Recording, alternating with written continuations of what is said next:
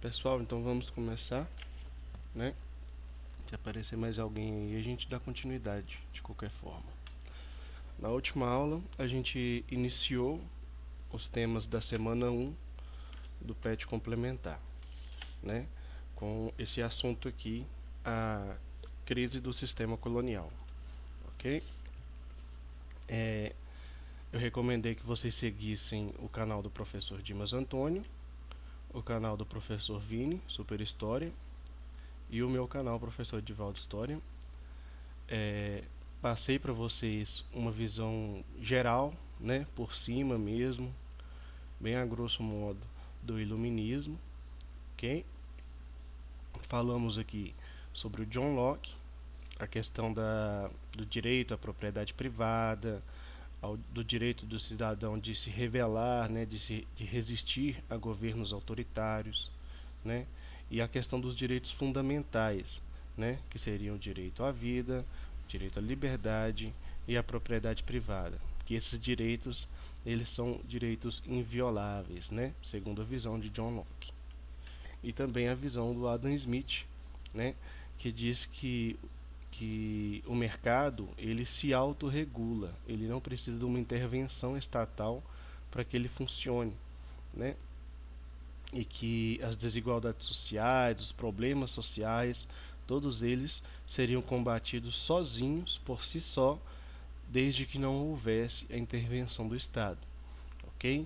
Era o que o Adam Smith chamava de mão invisível, né? Que nada mais era que uma teoria baseada na lei de oferta e procura, né? Quanto mais produtos tem no mercado e menos consumidores tem para esse produto, mais barato esse produto vai sair. Mas quanto mais consumidores tem e quanto menos produto tem no mercado, mais caro esse produto vai sair. Essa é a lei da oferta e da procura, né? Então é isso aí. E o mercantilismo? O mercantilismo vai ser esse sistema, né, que vai vigorar durante o final da Idade Média e o início da Idade Moderna, né?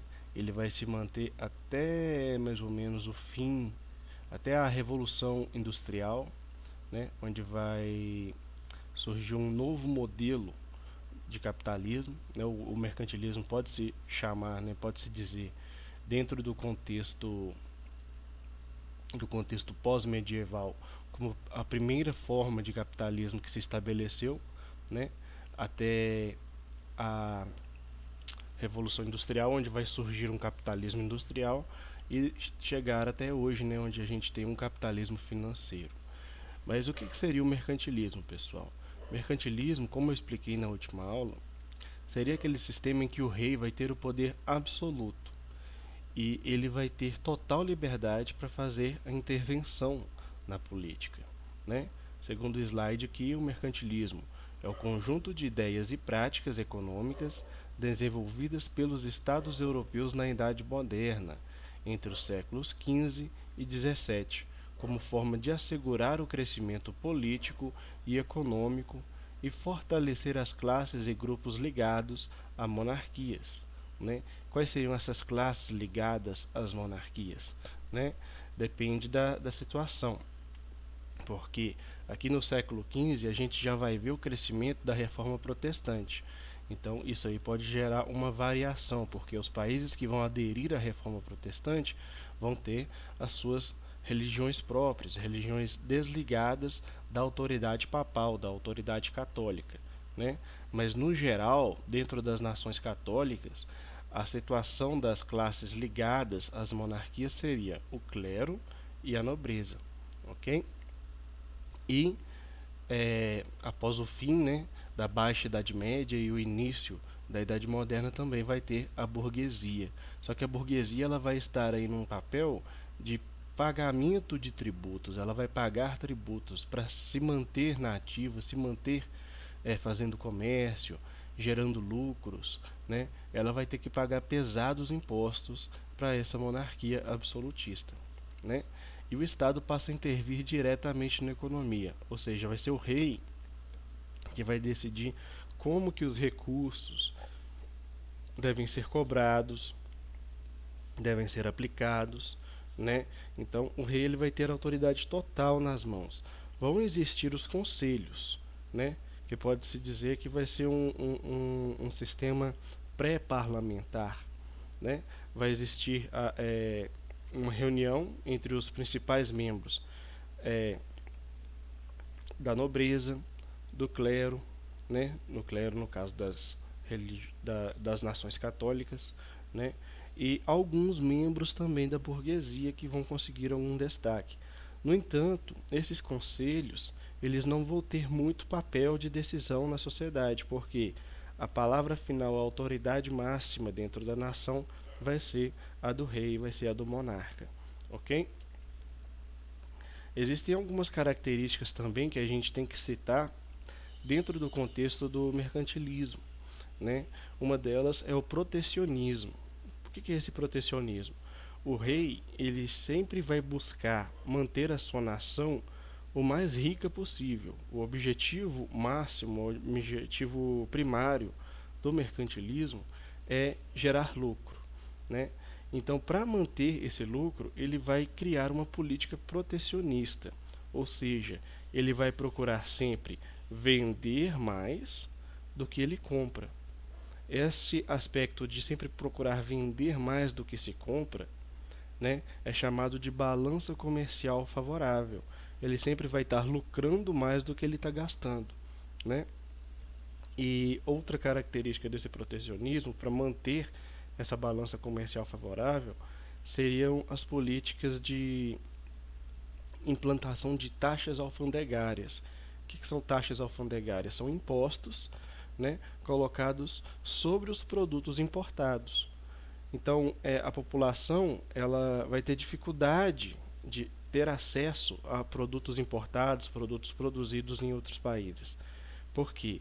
Não porque eles sejam mais caros do que os produtos nacionais, mas porque, como os produtos importados eles têm uma grande carga tributária, né, eles acabam saindo mais caros que os produtos nacionais.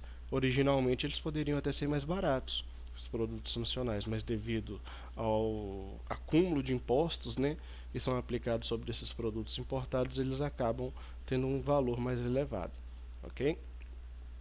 De acordo com a lógica mercantilista, as colônias deveriam ser áreas fornecedoras de matérias-primas, metais preciosos, principalmente ouro e prata, pedras preciosas, madeiras, algodão e açúcar, entre outros produtos, para suas metrópoles, países colonizadores, a preços baixos e deveriam comprar delas produtos industrializados a preços elevados. Ok? Bom dia, Lucas. Bom dia. Vou colocar aqui sua presença, tá bom? Ok. Continuando aqui, pessoal. Opa. Continuando aqui. Então, como eu disse para vocês, uma das políticas que caracteriza o mercantilismo seria o protecionismo, seria uma balança comercial favorável, né? A implantação de taxas alfandegárias. E uma outra característica que marca o mercantilismo, além da intervenção estatal, né, da intervenção do governo, do rei na economia, seria o metalismo.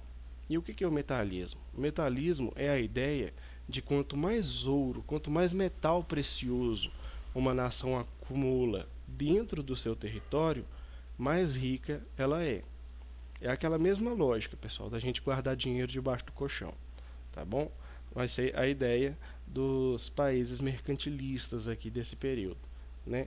Tinham essa ideia, quanto mais riquezas, quanto mais recursos, né, financeiros mesmo, metais preciosos, né, dinheiro, a gente guardar dentro da nossa nação, mais rica a nossa nação vai ser, né? E para garantir o acúmulo desses metais preciosos, eles vão buscar se basear principalmente na exploração de colônias, né?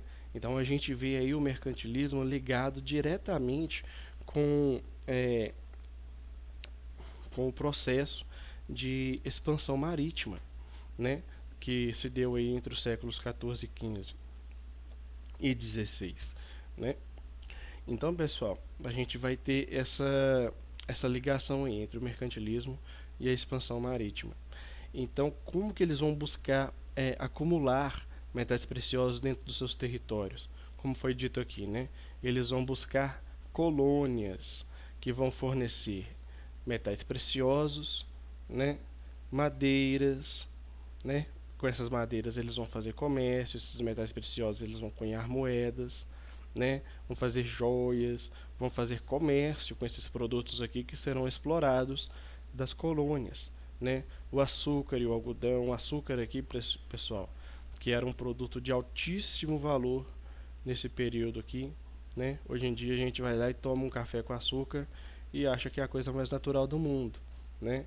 Mas atualmente é natural sim, mas nesse período aqui o açúcar era um produto de elite, né? Só as classes mais ricas, as classes mais bem aparelhadas tinham acesso a esses produtos, né? Como o açúcar, é, entre outros produtos. E aí a gente vai ter essa configuração aqui que a gente chama de pacto colonial, ok? E eu vou usar o exemplo do pacto colonial aqui, ó, a partir do nosso próprio exemplo, né, como nação colonizada, o Brasil. A gente vai ter a metrópole, que será representada por Portugal, né, e a gente vai ter a colônia, que vai ser representada pelo Brasil. Vamos ver como é que funcionava. A gente já sabe que alguns desses países europeus aqui, ó, estavam começando a haver um processo de, de ampliação na produção. Não era ainda um processo, como eu posso dizer, um processo industrial. Não chegava a ser ainda um processo industrial, mas a gente via que a produção manufatureira ela vinha crescendo cada vez mais. E o que são essas manufaturas, nessa produção manufatureira? É uma produção que se dá a partir do trabalho manual, do trabalho artesanal, ok? Então vamos lá, a gente tem aqui Portugal e a gente tem aqui o Brasil. A função do Brasil é fazer comércio com Portugal. O Brasil não pode fazer comércio com nenhuma outra nação que não seja Portugal. A colônia só faz comércio com a metrópole. Essa é a lei do pacto colonial, que a gente também vai ver em alguns momentos sendo chamado de exclusivo comercial, né? Ou algumas coisas assim. Mas a ideia é bem simples, pessoal. A colônia ela vai fornecer produtos tropicais à metrópole. Que produtos tropicais são esses? Pau-brasil, algodão, a cana-de-açúcar, ou o próprio açúcar, né, dependendo da estrutura de produção que tem instalada na colônia, né, dentre outros. Então esses produtos vão ser vendidos da colônia para a metrópole, e a metrópole vai comprar eles bem baratos aqui da colônia, né? A gente vai ter colonizadores. A gente não tem que pensar que todo mundo que estava aqui na colônia era empregado da metrópole, não. Nem todo colono que estava vivendo aqui no Brasil era empregado do rei de Portugal, da coroa portuguesa, não, pessoal. Eram pessoas que ganhavam as concessões, né, para vir explorar aqui o território. E aí tirar uma parte de lucro, né, porque parte daquilo que vai ser lucrado vai ser pago em impostos à coroa. Então a coroa ela vai lucrar muito mais com as colônias, cobrando impostos das atividades comerciais desses colonos que recebem as concessões para fazer exploração aqui no território, do que enviando expedições próprias, do que financiando expedições próprias, né, investindo diretamente na colônia. Esse investimento que vai se dar na colônia, nas colônias, né, geralmente ele se dá pela atividade, pela concessão do setor privado na exploração desses territórios, tá bom? Então a gente vai ver aqui esses colonos fazendo a extração e a exploração da colônia, vendendo esses produtos para a metrópole bem barato, né? Porque eles não têm autorização para vender para outro país, só para a metrópole. E a metrópole, comprando esses produtos bem baratos, o que eles vão fazer? Eles vão revendê-los, né, para outros países da Europa. Ou seja, Portugal comprava os produtos do Brasil baratinho e depois revendia para a Europa a um preço mais caro, a um preço mais elevado, e assim a metrópole lucrava muito, né? Podemos ver aqui que o sistema do Pacto Colonial ele está centralizando a metrópole. A metrópole ela é priorizada, ela é o centro das atenções aqui nesse sistema. Todo processo serve para beneficiar a metrópole, ok? E o que acontece em contrapartida, pessoal? A Europa, né, os países da Europa, eles estão produzindo também produtos manufaturados.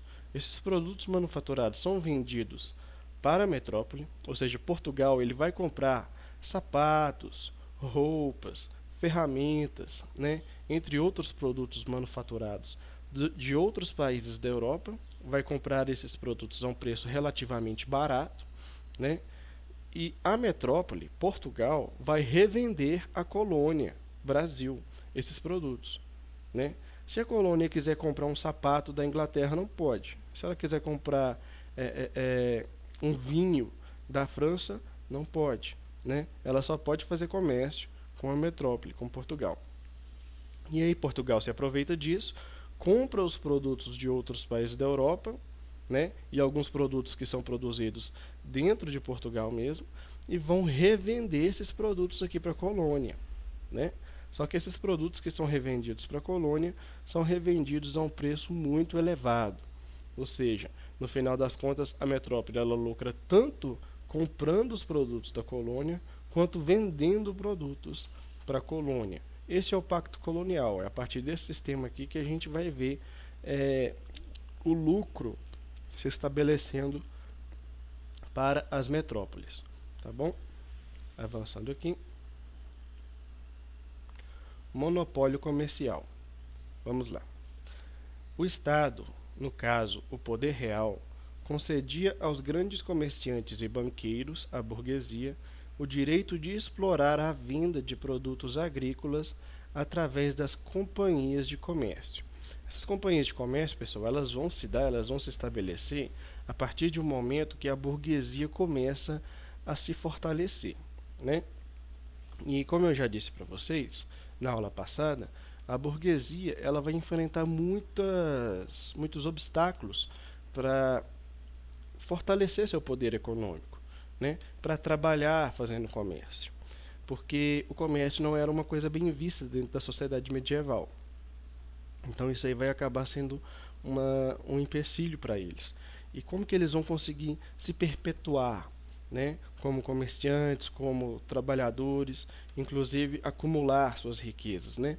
Eles vão se aproximar dos reis e os reis eles vão cobrar pesados impostos, né? Dessa burguesia. E como que o rei ele vai falar? Vocês podem fazer comércio, né? Mas vão ter que pagar impostos. A forma como o rei desenvolve isso é criando o que a gente chama de companhias de comércio. Nessas companhias de comércio, os burgueses se afiliavam a elas, né? Faziam comércio dentro delas. Um cidadão que fizesse comércio e não tivesse associado a essas companhias de comércio, ele sofreria uma série de represálias, né?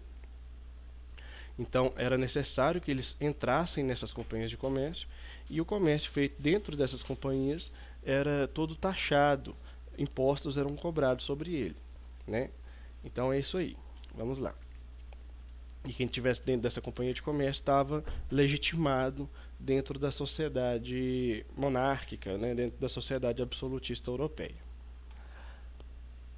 As mais importantes companhias de comércio foram as companhias das Índias Orientais, que traziam produtos da Ásia. Ou seja, quando a gente fala de Companhia das Índias Orientais, né, a gente está falando dos produtos que são comercializados no Oriente, né, na Ásia, nas Índias, ok? E a Companhia das Índias Ocidentais. O que seriam as Companhias das Índias Ocidentais? Seriam responsáveis, né, pelo comércio com as Américas, tá bom? As metrópoles impunham às suas colônias o direito exclusivo de comercializar com as regiões colonizadas, o que chamamos de monopólio comercial, que é aquilo que a gente explicou no slide anterior, né, pessoal? A metrópole pode fazer comércio com quem ela quiser, mas a colônia só pode fazer comércio com a metrópole. A colônia ela não pode comprar, não pode vender para nenhuma outra nação que não seja aquela a sua metrópole, né? É isso aí. O caso do Brasil. No caso específico do Brasil, tínhamos algumas fábricas, como as manufaturas de tecido e alguma metalurgia de ferro. Ou seja, o Brasil ele tinha, né, algumas manufaturas, né, alguns setores de produção próprios. Esses comerciantes, esses burgueses, né, essas pessoas que recebiam as concessões para vir aqui ao Brasil fazer a exploração, né, do território, eles estabeleceram aqui algumas companhias, algumas companhias de comércio, não. Eles estabeleceram alguns meios de produção, né, principalmente com destaque aí a produção de tecidos, né, as manufaturas de tecido, né, as manufaturas de tear e a metalurgia de ferro. Só que isso aí vai gerar algum problema, porque não é interesse da metrópole que que a colônia faça a sua própria produção, que a colônia seja independente, que ela tenha autonomia, né, na sua produção e no seu consumo. A ideia é que a metrópole ela seja a suma fornecedora de todos os itens de consumo da colônia, né? Tudo que a colônia precisa é interesse da metrópole que a colônia procure a metrópole para comprar, né? Não que a colônia produza, porque assim a metrópole não vai estar ganhando nada, né? Então vamos lá. Em 5 de janeiro de 1785, a rainha de Portugal, Dona Maria I, assinou um alvará determinando que todas as fábricas e manufaturas fossem extintas e abolidas do Brasil. Ou seja, ela está falando aqui, ó, que chega dessa produção nacional, né? Chega dessa produção colonial. Ela vai querer que a colônia consuma os produtos da metrópole e não que a colônia tenha os seus próprios produtos, né? Em pleno final do século XVIII, quando as ideias do liberalismo econômico já eram defendidas, ou seja, que no século XVIII a gente já vai ter aqui as ideias do iluminismo surgindo, né? Esse alvará foi uma tentativa de reforçar as práticas mercantilistas. Então, pessoal, a gente tem que pensar aqui, ó, olha que interessante esse comentário. Em pleno final do século XVIII, quando as ideias do liberalismo econômico já eram defendidas. Ou seja, a gente já vai ter aí, ó, esse liberalismo econômico falando que, ó, que o Estado ele não deve se intrometer dentro da economia, que a economia ela deve se regular sozinha, né? Que, que o cidadão ele tem direito a se rebelar contra um Estado opressor, né? Que o cidadão ele tem direito à propriedade privada, né? Então todos esses fatores, esses aspectos são defendidos pelo movimento liberal, pelo movimento iluminista. Então, o movimento iluminista ele vai se configurar principalmente como um movimento de resistência, de oposição àquilo que eles chamam de antigo regime, né? E o que é o antigo regime? Nada mais do que o sistema mercantilista, né? Que a gente tem falado até aqui o momento. E esse debate, esse enfrentamento, ele não vai se dar de forma passiva pelo sistema, né, pelo status quo. A gente vai ver uma representação de resistência à mudança pela parte dos monarcas absolutistas, né, que é o que a gente vê aqui no exemplo do caso do Brasil. Esse alvará foi uma tentativa de reforçar as práticas mercantilistas, ou seja, a gente já estava vendo uma colônia que buscava ficar independente da produção da metrópole, né? Então a gente já via já que talvez alguns desses ideais iluministas já tivessem chegado aqui no Brasil, né? Essa questão aí da produção independente, do mercado se regular, né? Só que isso aí acaba sendo impedido pela monarquia, A monarquia ela busca reforçar o mercantilismo contra as ideias iluministas, né? O mercantilismo versus o liberalismo. O mercantilismo impunha o monopólio comercial às suas colônias nas Américas. Essas restrições eram contrárias aos interesses dos capitalistas europeus, principalmente ingleses, que desejavam vender seus produtos diretamente para os consumidores que viviam fora da Europa. Então, pessoal, olhem aqui para vocês verem um outro aspecto, né?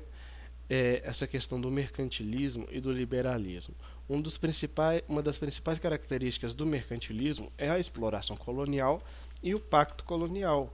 A colônia não pode fazer comércio com nenhum outro país que não seja a sua metrópole, né? Só que isso aí vai começar a gerar um certo desconforto com o Império Inglês, né? Até esse momento aqui, o Império Inglês, que a gente vai chamar aqui de Inglaterra, ele vai ter se estabelecido como um império de muito lucro, de muita influência, né? De muitas terras, muitas posses e um grande destaque na economia mundial, na economia global. O Império Inglês, até o momento, ele estava se tornando, né, a nação mais rica de toda a Europa, de todo o mundo, né, pode-se dizer. E nesse momento aqui, ó, do século XVIII, mais ou menos, a Inglaterra vai estar passando pelo processo da Revolução Industrial. E com essa Revolução Industrial vai ser interesse da Inglaterra, agora que ela está produzindo mais a um preço menor, né, em um tempo menor, ela vai querer ampliar as suas redes de comércio, né? Só que para poder fazer essa ampliação, ela vai ter que ir além dos países com que ela já faz comércio, né? Até então a Inglaterra, ela já fazia comércio com os países da Europa, né? Só que agora falta fazer comércio com as colônias da Europa. Só que como que ela vai fazer esse comércio com as colônias da Europa se as colônias só podem fazer comércio com as suas metrópoles? Como que a Inglaterra vai vender os seus produtos aqui no Brasil se o Brasil só pode comprar produtos de Portugal, né? Então a Inglaterra ela não vai ter grandes lucros aí dentro dessa situação, desse contexto mercantilista, desse contexto do pacto colonial. Então, a Inglaterra ela vai começar a defender aqui desde então, né, a abertura dos portos, né? Ela vai começar a defender desde então uma ampliação no comércio. Em outras palavras, ela vai defender o fim do mercantilismo, né? A abertura para um modelo liberal de economia, ok? Vai ser inclusive aí dentro desse sentido, né, da Revolução Industrial, da defesa de um modelo liberal, de uma ampliação da liberdade de consumo, da capacidade de consumo, até que a Inglaterra ela vai começar a defender o fim da escravidão, ok? Só que a gente tem que pensar que a Inglaterra ela foi uma das maiores defensoras, sim, do fim da escravidão, né? Ela foi a nação com uma das participações mais expressivas dentro desse contexto aí abolicionista, né, da escravidão. Só que a gente tem que pensar também, por outro lado, que a Inglaterra ela também foi um dos países que mais fez lucro com o tráfico negreiro, né, com a venda, com o comércio de africanos escravizados.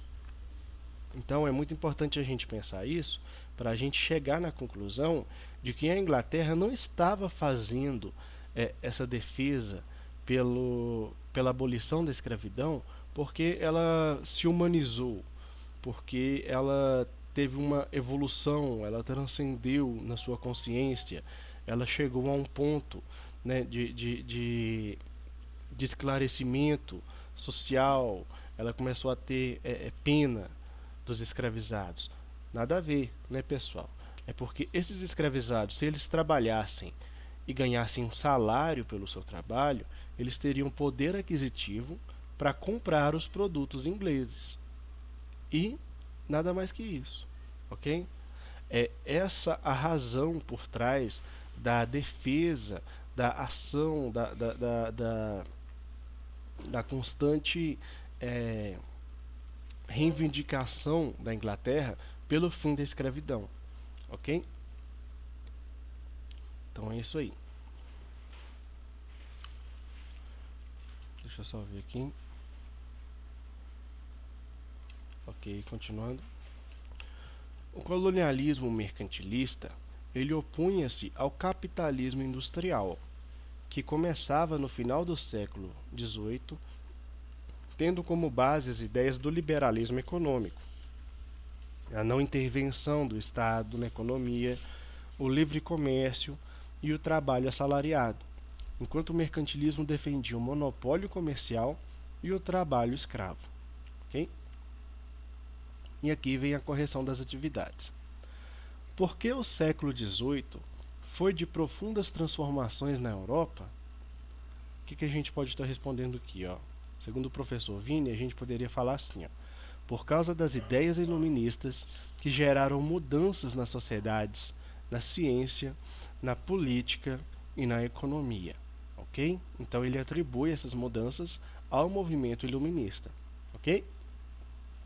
Segundo o professor Dimas, ele faz um destaque aqui de um texto do próprio Pett, que diz o seguinte, ó, no século XVIII, né, foi de profundas transformações na Europa, com reflexo nas colônias das Américas.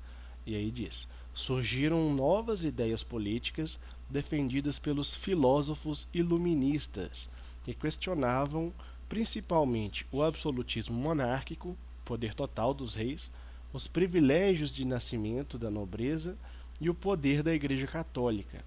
Defendiam também a liberdade de expressão e o surgimento de regimes políticos que representassem os interesses da maioria dos cidadãos.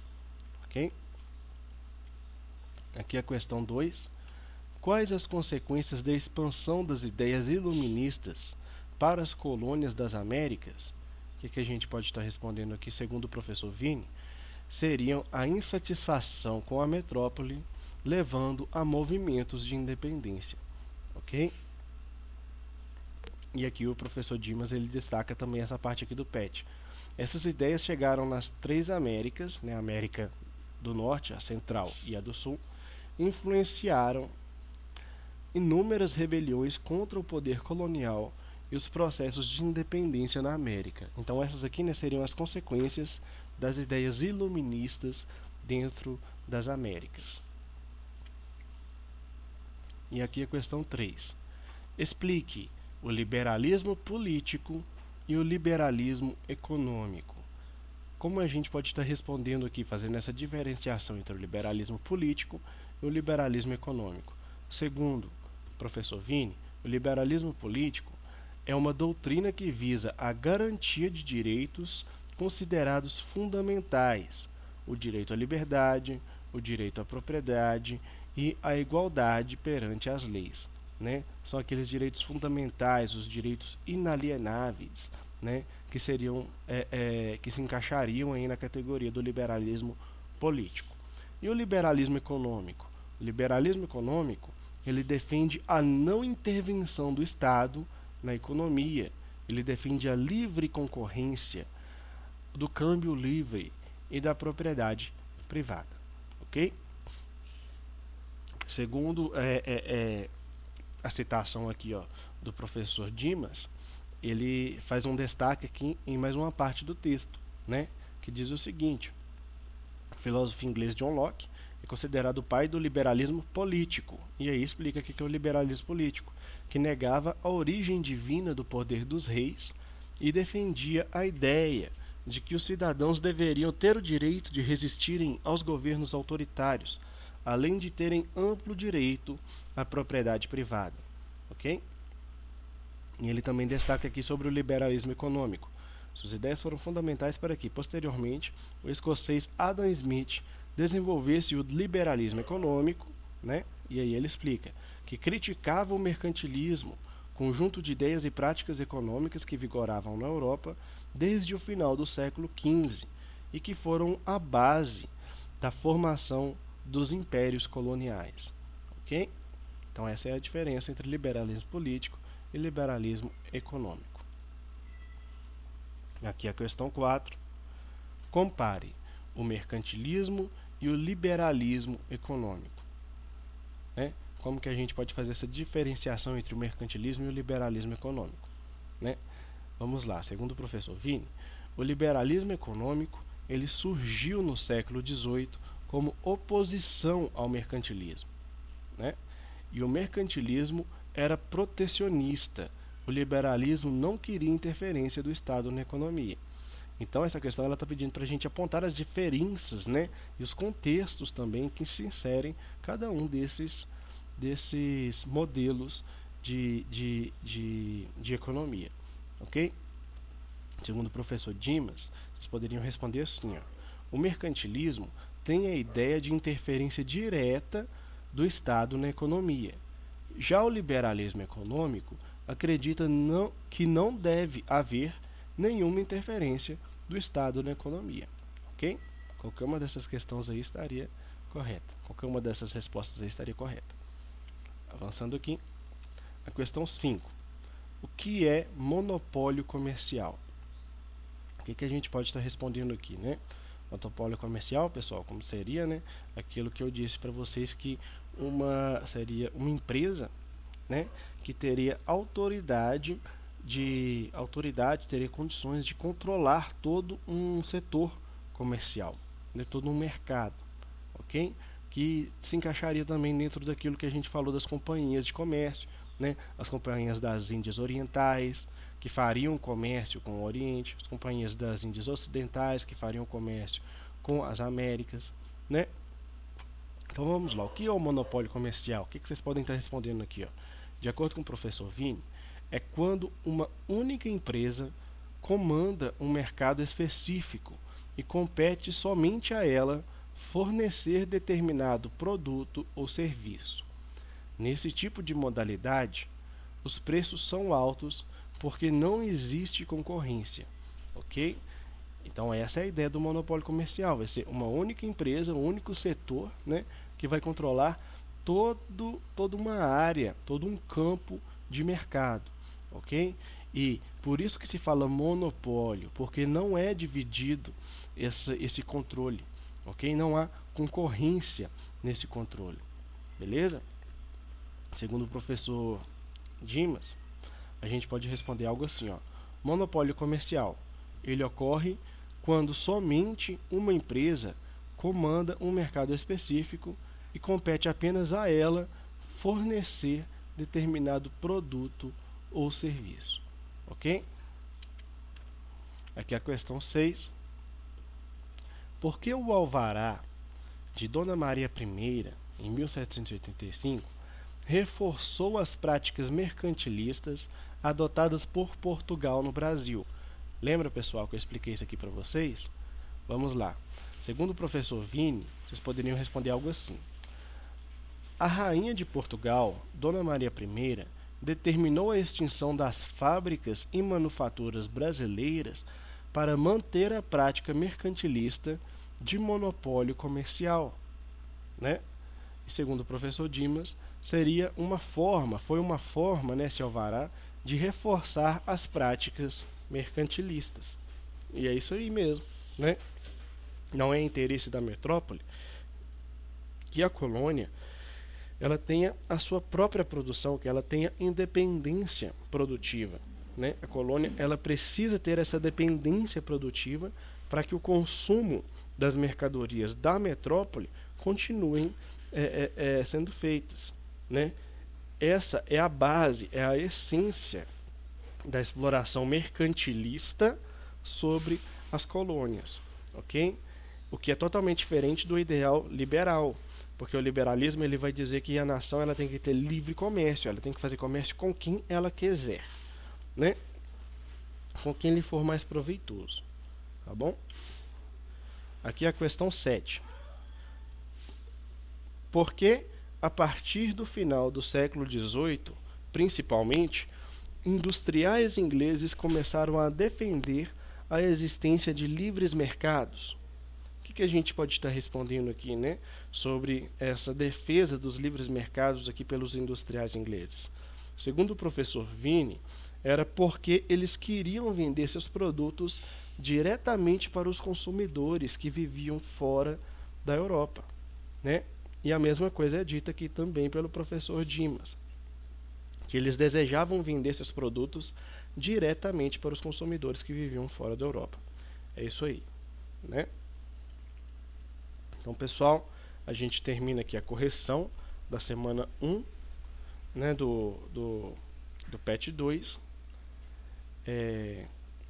Sobre esse tema, vocês têm alguma dúvida? Querem fazer alguma pergunta? Não. Então, beleza, pessoal. Tem alguma dúvida, Lucas, Bruna? Tem não. Não. Então tá bom, pessoal. Espero que essa aula tenha sido de bom proveito para vocês. E até a próxima aula, tá bom? Obrigado por estarem aí comigo hoje. Bom dia. Bom dia, tchau. Tchau, tchau. Valeu. Tudo de bom.